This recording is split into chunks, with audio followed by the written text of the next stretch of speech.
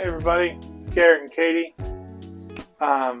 doing another blend review, and today is day 54, I do believe.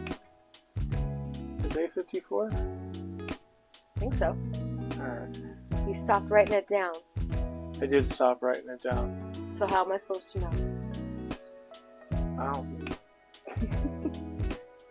You know, a lot of guys get in trouble because their wives remember everything. And there are times that it's reversed in this house. I am expected to remember a lot of things. I'm so sorry to place that burden on you. Well, 50 was Darkfire.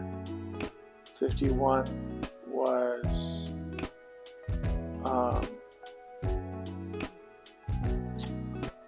White Lightning. 52 was Stovepipe. 53 was Blue Ridge. So yeah, today's got to be 54. Alright. We're making it. Sorry about that, guys. Just a quick sanity check. Clearly, we prepared. So today we're going to start on doing some of the I don't have a good word for it, more boutique small batch blenders.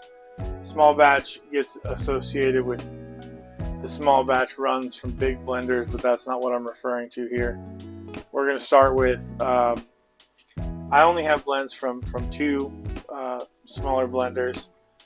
I have Emerson Southern Forge and I have Cloud Bear Customs. And we're going to start with Jim from Emerson Southern Forge. Start with some of his blends. And the first one up is one of the first ones that I ever bought. When I didn't have any real clear direction on which way my palate wanted to go, and this just sounded good.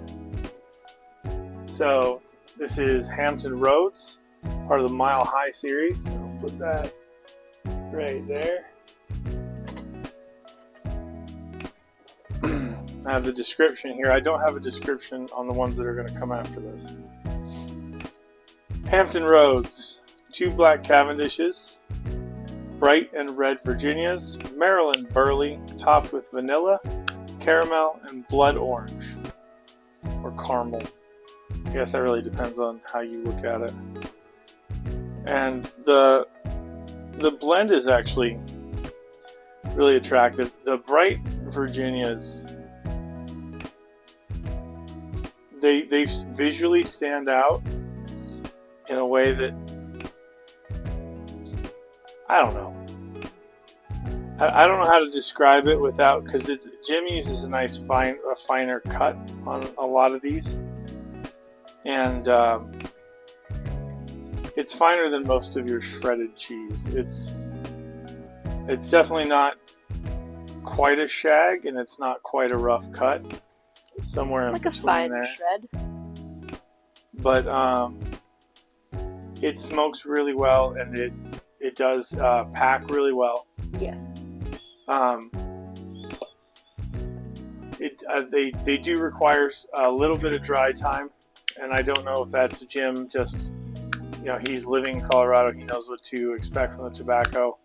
I don't know if that's him just trying to be helpful for us, like leaving it a little more moist, or if that's just how it happened. But yeah, this is one of the Mile High series, which means it's an aromatic. We have 2 out of the Mile High series to review. I would have a third, but I had it. I was smoking it with my little brother, and then I was told it's not mine anymore. I'm not the only one who does it to him. Yeah, that was Longwater Gulch, which I got specifically for the name because there is an off-road trail, Longwater Gulch, which we enjoy quite a bit. It's part of a series of trails.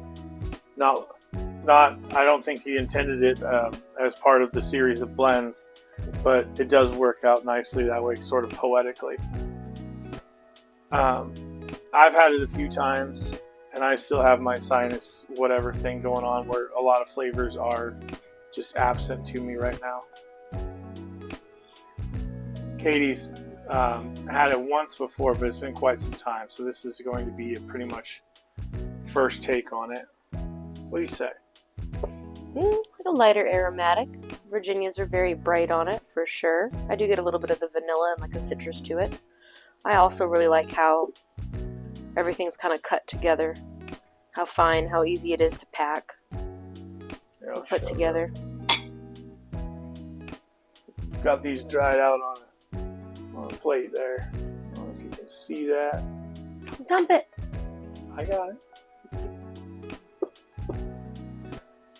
Out of 10, what would you give this? I would happily smoke this again, so it'd be higher than a 5 for me. I don't know that I'd reach for it all the time. I think this would be one I would enjoy more.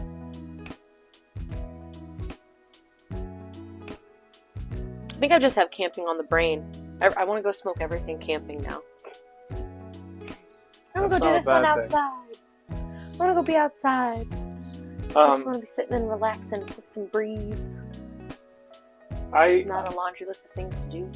I think that tobaccos for me come through really, really well, but the flavors don't. They've never been super strong, so a little lighter, which is nice.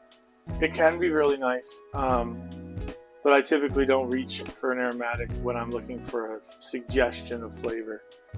And for me, some of the more subtle flavors have always been hard. I'd still go with I'd say a 6 out of 10. Like, yeah, I would reorder it, but I would need to want it. Does that make sense? Yeah. That's hard too, because not to give the other flavors away, but I do tend to like a few of the others a little more of Jim's. So that's hard too. Like, well, one of them was designed by request by me and Jim for you. So yeah, that might be why I really like that one. But so this is one that I've had for 3 months, 4 months. Has it been that long? It's been a while. This year is just flying right by. Yeah, I think because I got it, I think in January. Jim gives when you buy a blend from Jim, you get it in a jar. So it came jarred up, ready to go, very low maintenance, ready to have on hand. This is one my brother enjoyed, but I did not give him the opportunity to take both. No. So I guess he would tell you that this is the lesser of the two. Longwater Gulch was clearly his favorite, but I haven't had that one in so long I couldn't tell you what I thought of it. So that's day 54, and you guys have a good day. We'll get back to you for day 55.